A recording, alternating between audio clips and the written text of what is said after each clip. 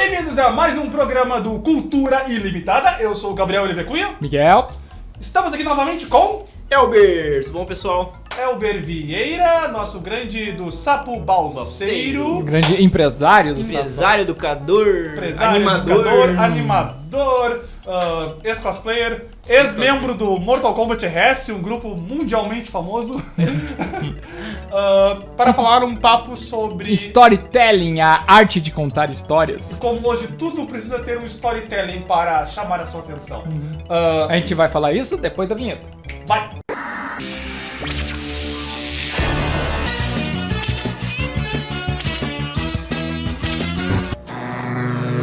Cultura Ilimitada. Voltamos. Estamos da nossa vinheta maravilhosa, era muito grande, tem que deixar menor, né? Pra trás do YouTube a galera não aguenta É mais. que quando a gente Deu tempo de ir pensa... no banheiro. Aí, galera, para de ver o vídeo, né? Vai embora. Tchau, só viu o início, não quer que eu veja. Na real, não é tão porque é uns 11 segundos, é só dar um pá no teclado e pula 10 segundos e pronto. Também. Só que pra gente que tá parado esperando ela passar, parece muito Estamos grande. aqui ao Elber, nosso querido, que já esteve aqui em outras entrevistas conosco aqui, falando sobre educação, sobre gamificação, Sobre a empresa dele. A empresa dele, de Sapo Bolseiro, vai ter os links aqui no post, depois a gente faz o jabá. Mas vamos lá, o assunto é storytelling. Isso. Bom, outra vez a gente falou sobre jogos e o quanto eles estão aí, né? A gamificação tá entrando nos aplicativos, tá em tudo mais, na nossa vida, na educação e por aí tal. E eu queria falar um pouco sobre a questão da narrativa, né? Porque, de qualquer forma, todo jogo, ele tem uma narrativa. Muitos jogos têm narrativas.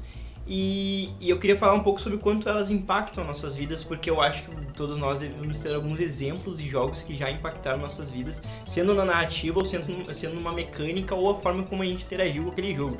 Eu já vi muito especialista falando que o ser humano é um ser que gosta de contar histórias, de ouvir histórias desde sempre, desde a Idade da Pedra. Então, muito do que a gente fala na nossa vida, a gente transforma numa versão de história, numa história. A gente vai contar alguma coisa, como fazer alguma coisa, a gente conta uma história. O velho dá uma valorizada. Dá uma valorizada, sim.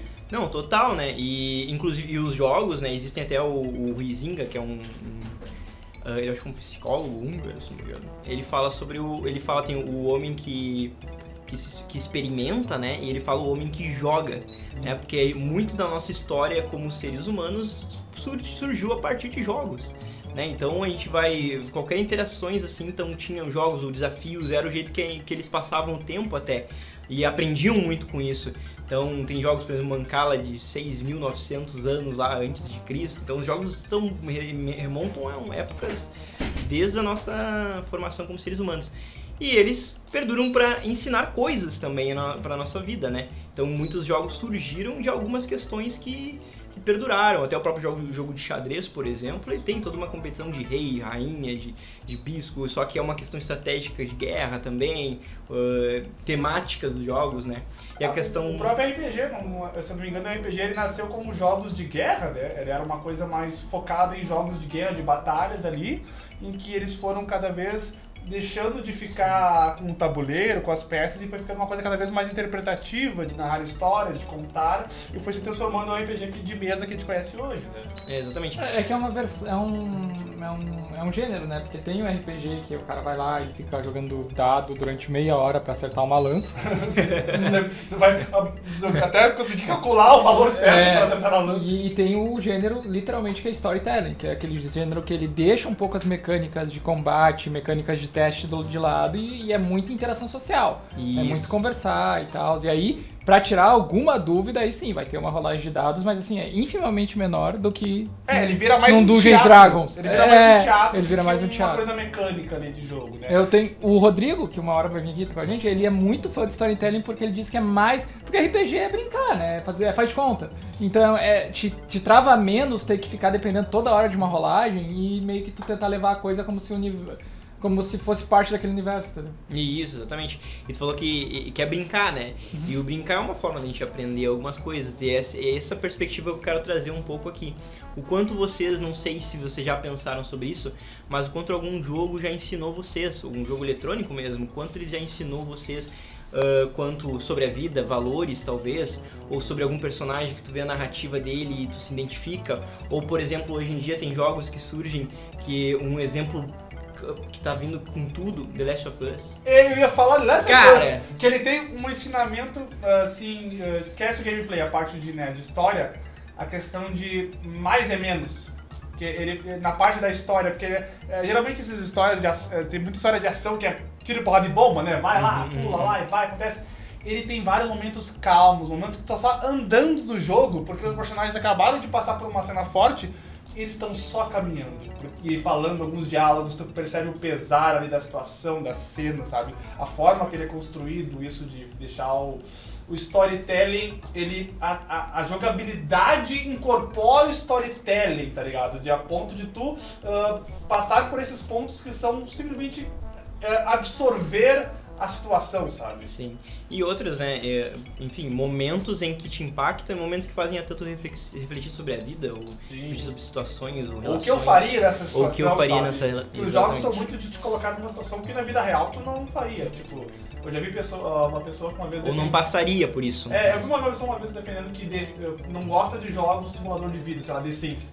Porque, pô, cozinhar, dormir eu faço na vida real. Eu quero um jogo pra ter emoções, ter situações que eu não teria na vida real. Eu quero algo lúdico, né? Algo que eu saia da minha zona pra ir pra uma zona mais fantasiosa e tal, sabe?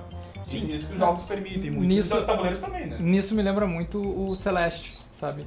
Que Celeste é um jogo que ele é pra mim ele foi apresentado quando eu vi um podcast sobre games falando, né? Então eu já fui com não é preconceito, mas eu já fui com uma energia muito boa pra jogar. E ele teve uma coisa, cara, que assim, é incrível como às vezes com pouco o jogo consegue te surpreender. Porque o Celeste, tu conhece? Não, por nome sim. Se tu... Não deixa. Mas Tipo, é um jogo 2D de plataforma que a moral é que tu vai subir um morro. Tu vai subir uma montanha, que é a Montanha Celeste. E aí tu é uma personagem chamada Madeleine e ela não sabe por que ela quer subir essa montanha, ela só sabe que ela tem que subir, né? E esse jogo, ele é pixel art, assim, ele é lindo e tal, e ele tem diálogos muito interessantes e muito até carismáticos. Só que o que me capturou no início do jogo é quando o jogo começa, depois que passa a logo do estúdio, a tela aparece assim, você vai conseguir, sabe? Eu achei aquilo tão profundo, sabe? Ao mesmo porque o jogo tá te falando, sabe? O desenvolvedor tá falando, cara, a gente sabe que é difícil, mas tu vai conseguir, sabe? É a mesma coisa que, tipo, eu não sei o que tu tá passando, mas tu vai passar por isso. Cara, eu achei, assim, eu não chorei nem nada, não vou exagerar, mas eu me emocionei, caralho, velho. Ou eu tô muito sensível, ou, cara, que coisa sublime, sim, sabe? Sim. Não, é sensacional, né? E tu foi falando, eu fui lembrando do jogo, eu nunca joguei, mas eu sim, já vi gameplay. Mas isso é um exemplo de quantos jogos podem sim nos impactar e fazer a gente refletir sobre a vida. E até, às vezes é uma frase desconectada do que a gente, mas que naquele momento é super significativa pra gente. Sim. E é sobre isso. Tu lembra de algum que te passou isso aí? O próprio The Last of Us, né? Tem outros jogos também que eu não vou me recordar o nome, mas geralmente que tem uma narrativa interessante. Vocês já jogaram aquele do gurizinho de caveira? Esqueci o nome agora. Undertale. O Undertale. Nossa, o Undertale... Quando tu se liga que a moral é não matar o bicho. Não, que tu pode ter até o final do jogo sem matar nenhum monstro, só conversando, sabe? Ele tem essa coisa de... É muito estranho isso, sabe? É um jogo de luta que tu pode só conversar com os monstros, porque os monstros não necessariamente são, né, inimigos, tá ligado? Exatamente. Então, tem essa maneira... Ele subverte muito isso pra criar uma narrativa muito diferente, assim. Então, é isso aí. E hoje em dia tá vindo um jogo agora novo, desses TCG, card games, enfim, jogos de carta. Que ele não é... por exemplo, o Magic, que é um jogo de confronto, Yu-Gi-Oh! Jogo de confronto. Eu joguei poucas vezes Magic. O Magic cada um é um mago, né? E usa suas magias, invocações. Mas no final é tu confrontando com o outro, tentando derrotar o outro. É uma batalha. É uma batalha. Yu-Gi-Oh! Uma batalha. Pokémon, uma batalha. Uhum. Tem um jogo novo que tá surgindo agora que não é uma batalha. Você é tu contra o teu adversário, mas o objetivo é vocês fazerem com que um líder... Aí tu tem dois personagens, que é o líder e o seu companheiro. Teu objetivo é fazer com que eles se encontrem primeiro que o líder e o companheiro do adversário. Então não é um confronto direto de batalha, que tu tem que matar um outro, mas tu tem que fazer ele correr mais que o outro. A competição é pra tu encontrar outra pessoa. Exatamente, não? E aí a única disputa que tem é a disputa de quem tem mais elementos que vai valorizar no campo que eles estão. Por exemplo, eu tenho um boneco que é muito bom na água, nadando. Sim. E aí ele ganha em atributos do outro, ele vai nadar mais rápido que Sim. o outro pra chegar próximo do companheiro dele. O jogo é isso, então não tem um confronto. É mais uma Isso. competição do que um confronto direto. Exatamente, uma batalha. exatamente. Então começa a surgir esses tipos de jogos que trazem uma alternativa pra gente pensar. Mas pegando em jogos de cartas, de tabuleiro, que é mais a tua área, né? Eu sei que tem muito jogo. Já faz tempo isso, né? Mas eu nunca cheguei a jogar esses jogos, mas eu sei que eles são muito populares e galera que joga, né? Que é jogos que tem a questão da traição, digamos, que dentro, na mecânica do traidor, a mecânica do espião escondido. sim. Eu sei que tem um do Battlestar Galactica, de board game, que tinha isso, porque na série. Você já conhece esse board game? Não, Battlestar? Porque na série do Battlestar, tu tem, tipo, os Cylons que são tipo androides, só que eles são iguais ao ser humano, é tipo um androide orgânico, artificial. Tipo Data. Tipo Data, só que é um pouco. Só que o Data ele era meio. Tu via que ele é artificial. O do Cylon, nem ele mesmo sabe que ele é Cylon. Que ele é um cérebro programado, ele não sabe disso. Então ele é meio que um espião, ele é um espião que não sabe que é um espião. E eu sei que o board game, eu não joguei, vi a série, eu sei que o board game tem essa mecânica de ter alguns personagens são Cylons, alguns não sabem que são, e se descobrem que são traidores. Oh meu Deus, eu sou um traidor da minha raça, e a programação começa a agir e ele tem que trair o grupo. E eu não sei como é que funciona a mecânica, mas eu sei que tem toda uma disputa disso e o jogo se move todo em volta da trama. Não a mecânica é uma coisa muito mais ali da lábia, da social, Sim. do que uma mecânica imposta ali de dado, de... Tem muitos jogos que trazem essa mecânica do espião, né, do sabotador, inclusive tem um jogo que chama Sabotador, tem o Spyfall também com espião, sempre tem uns jogos assim. Faz o jabá aí pro pessoal alugar na tua loja. Enfim, eu tenho todos esses jogos na minha Todos os coleção. jogos para alugar na @sapobolseiro. Sapobolseiro, exatamente. Enfim, tem essas mecânicas que de qualquer forma tu tem que meio que ser um ator ali, né? Tu tem que, Sim. além de não ser descoberto, pra galera talvez ter alguma... tu ser punido por ser descoberto, existe isso também. Eu imagino que esse jogo deve ser, talvez em algum momento, revele, a pessoa tem que olhar alguma carta e descobre que ele era um traidor, ele tem que... Eu imagino isso, né? Sim, sim. Que é o que acontece nos jogos por exemplo, Sabotador, nós somos anões. E nós somos anões mineradores que temos que chegar num ouro, uma pepita de ouro. E aí, um de nós é o sabotador, que ele não quer fazer com que a gente chegue na pepita de ouro, só que ninguém sabe disso. E ele vai meio que atrapalhando, e aí tem que usar o teatro pra ver como é que ele vai atrapalhar todo mundo e ganhar o jogo sozinho. Mas aí que a pessoa pode fazer que não atrapalhe e já vai ter ajuda com todo mundo, ajuda principalmente a nós dois, O que, Gabriel? parar e dar o like nesse vídeo. Então você que está vendo esse vídeo no YouTube, certamente, né? Provável. Você vai parar agora, você vai apertar o botão de like que ajuda com a gente e se puder comente Ou jogos que tu viu com uma mecânica diferenciada. a mecânica diferenciada é que tu viu que o storytelling importa muito mais, jogos de tabuleiro ou jogos de videogame mesmo, que hoje em dia a mecânica a própria história, o que tu faz, que como história impacta muito mais as consequências do jogo. É tudo muito mais integrado, que torna mais interessante. Pode comentar um jogo que você jogou, que teve isso, ou só dar um elogio, ou diz que a gente tem que melhorar, sugere tema. Comente aí, tá bom? E deixe seu like então. Muito obrigado. Enfim, é isso, tu falou muito bem ali da questão que uma coisa impacta na sua vida, mas existem aqueles jogos, o The Last of Us, tu vai só seguindo a narrativa, né? Mas tem jogos que tu tem que fazer Ele é bem escolhas. linear, ele não tem muito... O Last of Us, ele é meio que um Isso. filme, ele meio que tu interage com o storytelling, mas tu não muda ele. Mas tem os jogos que tu faz as escolhas e toma conclusões a partir dessas escolhas, Tu né? não sente que esses jogos, a maioria das tentativas não são bem sucedidas, são bem artificiais? Eu tenho a impressão que... Eu joguei poucos deles, mas toda vez que eu vi alguém falando é tipo assim, ó, tanto faz eu ter escolhido A ou B, porque no fim os caras fizeram de uma forma que dava na mesma, Sim. sabe? Tudo, eu acredito que tudo depende de quanto a pessoa também tá, conectada, envolvida com aquilo, né? Porque, por exemplo, assim, se a gente pega... Eu não vou saber te citar exemplos, porque eu não tenho jogado muitos jogos, como eu te falei já... Mas de tabuleiro tem muito disso. Não, jogo de tabuleiro só se for aqueles jogos mais, tipo RPG, né? Se a gente pegar RPG, talvez a gente tenha escolhas mais... mas geralmente a gente faz um personagem, a gente vira um personagem e faz o que a gente quiser com aquele personagem. Porque o RPG, no fim das contas, ele depende do mestre. Se o mestre for bom, ele consegue dar um jeito ali com aquela... Sim. Que nem o professor. Se o professor for bom, ele consegue. Ele dá um jeito de manobrar, de fazer a coisa funcionar. Claro, às vezes os players são os alunos sacando do caralho, mas... né, se o cara Sim. for bom e a plateia, o aluno, o jogador estiver disposto, ele consegue pegar decisões e fazer elas irem para um lado bom ou até dobrar com boas justificativas a ficar como ele quer também. Sim. Já ouviu falar do círculo mágico dos jogos? Não, Que eu acho que é uma questão do design de jogos e tal. Pode. Que é essa questão desse momento que a gente entra dentro do jogo, é o escapismo, né, da realidade. Uhum. A gente entra no jogo e a gente faz parte daquela storytelling, narrativa do jogo, enfim. Nem todo jogo tem uma baita narrativa, e depois a gente sai. Né? Então a gente entra, No caso, a gente é como se entrasse a gente entra, escapa, imersão. a gente Imerge naquilo, trabalha ali dentro e sai. Sim. Mas a gente sai com alguma coisa. Sim.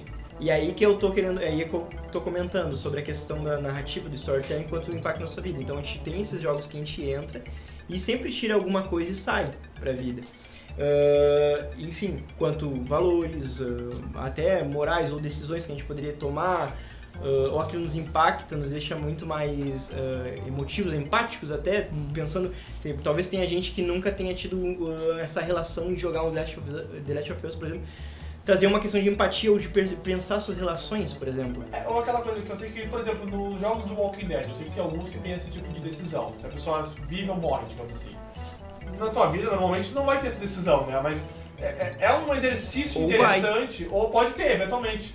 Mas tu trabalhar isso num jogo, o que eu decidiria dessa vez, né? Claro, tu pode ir lá na internet, no YouTube, e olhar como é que acontece com os dois finais e tal. Mas se tu não olhar, só vai na tua decisão, aquilo impacta de alguma forma. Eu escolhi aquela pessoa deixar ela ou não, sabe, ali. Ou talvez a gente pode entrar um pouco mais fundo nisso. Por exemplo, se a pessoa decide se outro ou não morre, a gente... beleza, eu não vou ter uma ação direta quanto a decisão de a vida de alguém ou não. Mas indireta todos nós estamos tendo em todo momento.